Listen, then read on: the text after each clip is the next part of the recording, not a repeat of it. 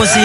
Oh, ito pa yung ito pa yung mga ibang nagsalita. O pakinggan naman natin to. Itong si Mamang, si Manong mangingisda. Oh, pakinggan natin yung kanyang sasabihin. Napakalupit nito. Ako po si Anthony Culiado. Wala masinlok sa... Ako po si Anthony Culiado. Wala masinlok Sambales. Mangingisda po ng Scalboro.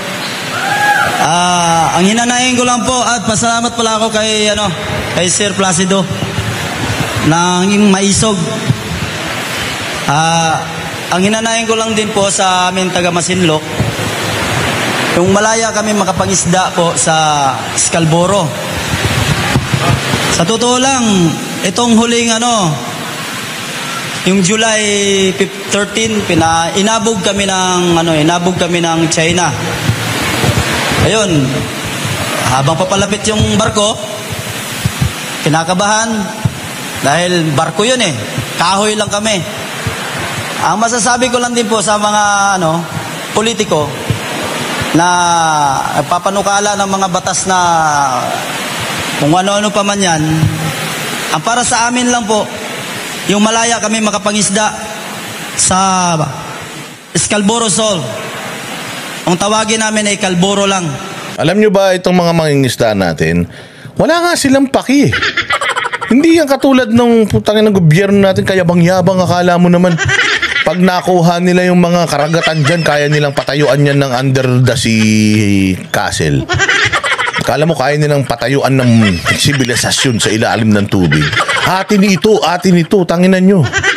Hindi nyo nga mapaganda yung lupa Dito nga sa kalupaan, hindi nyo mapaganda. Putang ina, kinukuha nyo pa yung dagat. I-share natin yung dagat. I-share natin sa lahat. Tangina yan, yung isda dyan para sa lahat.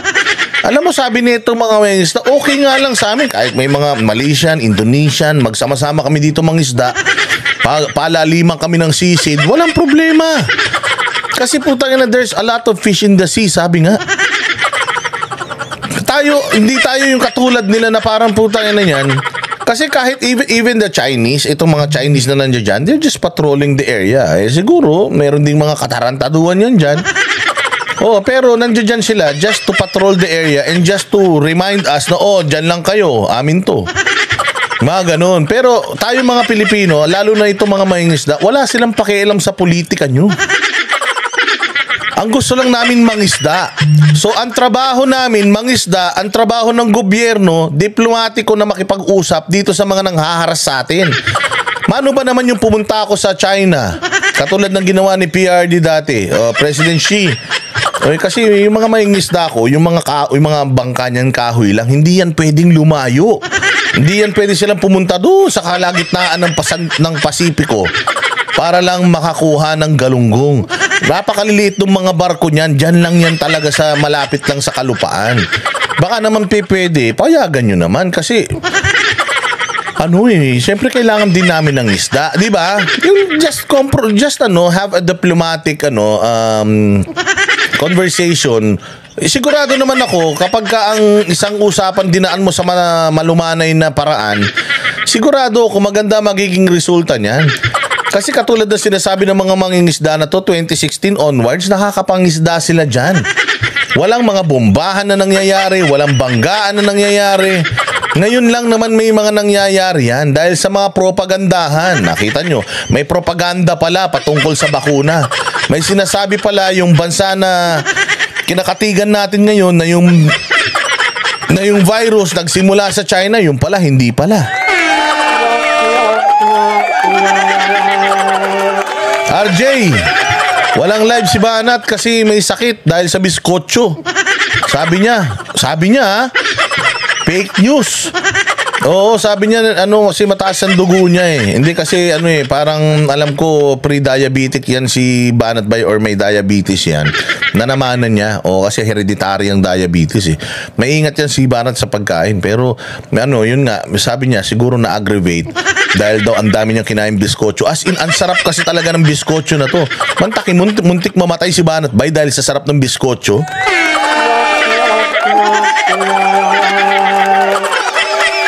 So ganun kasarap. Galing na naman nung mano ko Alam nyo kung gaano kasarap ang biskotso ng Sunshine?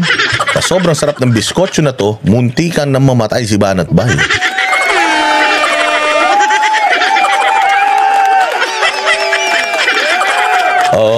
Hindi, ano yun? Hindi, ano daw, tumaas yung BP niya, RG. Kaya pinagpahinga muna siya ng doktor niya. Pinagpahinga muna. Ewan ko, baka sabi ko, baka naman dahil kinasuhan ka ni Trillanes. Kaya tumataas yung BP mo. Sabi niya, hindi, magaling abogado ko dun si Harry Roque. Jay Guevara, ang aga ko, di ba? Daig ng maagap ang antukin. Di ba? Lupit, RJ Stories. Ganyan, mag-endorse ng produkto. Kaya yung lahat ng may mga produkto dyan, gusto nyo na i-endorse ko yung produkto nyo. Putayin. Boss Dada, kontakin nyo lang ako. Sigurado ko, kung ano man ang mga produkto nyo, mabibenta natin ng maayos yan.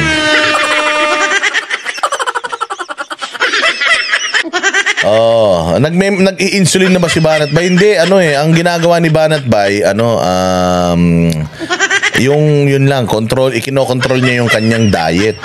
Kumbaga lifestyle, yung ayaw kasi ewan ko si Banat, parang ayaw niya nung umiinom ng gamot, yung maintenance, ayaw niya nung ganun. Kaya ginagawa niya, nagfa-fasting siya, nag-vegan siya, ganyan. Kaya lang, kasi kapag diabetic ka, wala ka na, hindi mo na matatakasan yun, hindi ka rin pwedeng magutom. Kaya nga pag ikaw ay diabetic, yung fasting hindi rin pwede. Di ba? Kasi nga kailangan din yun so yun nga, anyways, yun nga yung sinasabi natin na dyan sa South China Sea na yan. Itong sinasabi nitong mga mangingisda na to, ito yung dapat nilang pinakikinggan. Dapat tayo ay payapang nakikipagdialogo doon sa natin, ka-dispute natin or kalaban natin dyan sa area para payagan tayo. Ang problema, hindi tayo nakikipag-usap doon sa involved. Nakikipag-usap tayo doon sa galit sa involved.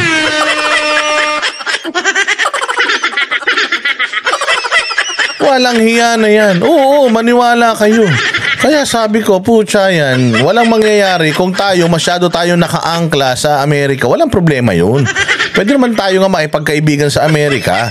Pero dapat yung propaganda nila, dapat hindi na tayo nakikisali ron dahil hindi tayo magbebenepisyo dun. Walang benepisyo pag tayo ay nagpakalat ng propaganda nila. Unahin natin yung kalam ng sikmura ng mga tao, hindi yung benepisyo din na nakukuha. Kasi kayo lang nakikinabang sa benepisyo na yan. Ito sila kuya, isda lang, mangingisda, hirap na hirap pa sila. Simula nung umupo si BBM, sa totoo lang, naging kami, baga lagi na lang kaming sinisita ng mga barko, baga tinatabihan kami. Tingnan nyo, sinabi niya, simula nung umupo si BBM, lagi na lang kaming sinisita.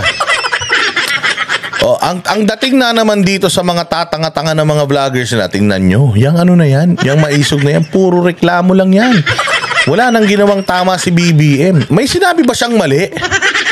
Wala siyang sinabing mali. Ang sinabi nga niya, nung naging presidente si BBM, naging ganito na. So ngayon, ang ipinaiintindi niya sa gobyerno na Presidente Marcos, kung ano man yung ginagawa nyo ngayon na style, hindi po epektibo. Hindi kami nakakapangisda. Mabuti po, baguhin nyo para makapangisda kami. Tulungan nyo kami kasi kayo ang nakikipag-usap sa China. Hindi naman namin makausap ang China kasi hindi naman kami marunong mag-incheck. So kayo ang merong avenue, kayo ang merong means para makausap sila, kausapin nyo naman sila para makapangisda kami.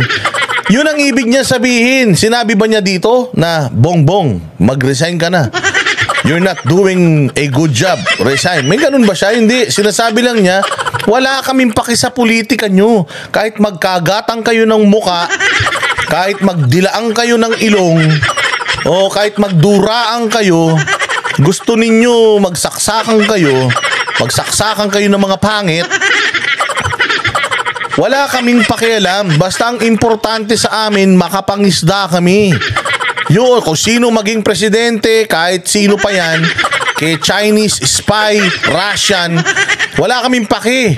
Sakupin man nila Pilipinas, wala kaming pake. Ang importante sa amin, makapangisda kami dahil yung ekonomiya sa bahay namin, yun yung gusto naming buhayin. Aanhin namin yung magandang ekonomiya ng Pilipinas kung yung ekonomiya ng pamilya lubog. Yun ang importante, yung ekonomiya ng pamilya. Kaya maging presidente rito si Biden, si Xi Jinping, si Vladimir Putin o si Kim Jong-un, wala kaming pake. Ang gusto namin mangisda.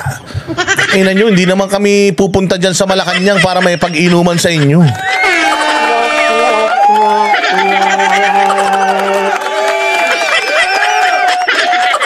O hindi ba?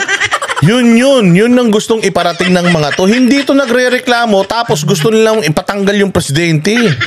Itong mga ito ay nagrereklamo para maintindihan ng administrasyon na something's wrong and you should set it straight. You should make it right for us to fish freely diyan sa South China Sea. Ganon!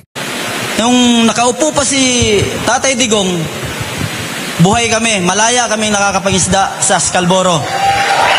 Yun po ang totoo.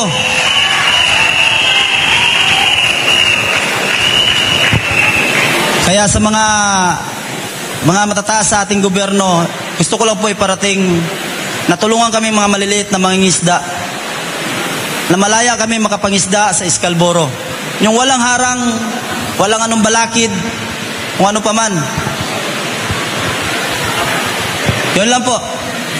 Yun lang po ang hinanaing ko. At kung ano mang gusot nila sa Scarborough, sana maayos na nila yan. O simple, kung ano man ang gusot nyo sa Scarborough, sana maayos nyo na. Ibig sabihin, nandito si Kuya not for politics. Nandito si Kuya not to call for a resignation. Nandito si Kuya not to make Sara Duterte the next president. No. I'm here para ilabas ko yung hinaing ko na sana makapangisda kami dyan. So whatever it is, ang politika ninyo, we don't give a fuck. Please ayusin nyo po for us to fish. Dahil kung hindi kami makapangisda, putangin na nyo, wala rin kayong kakainin na isda.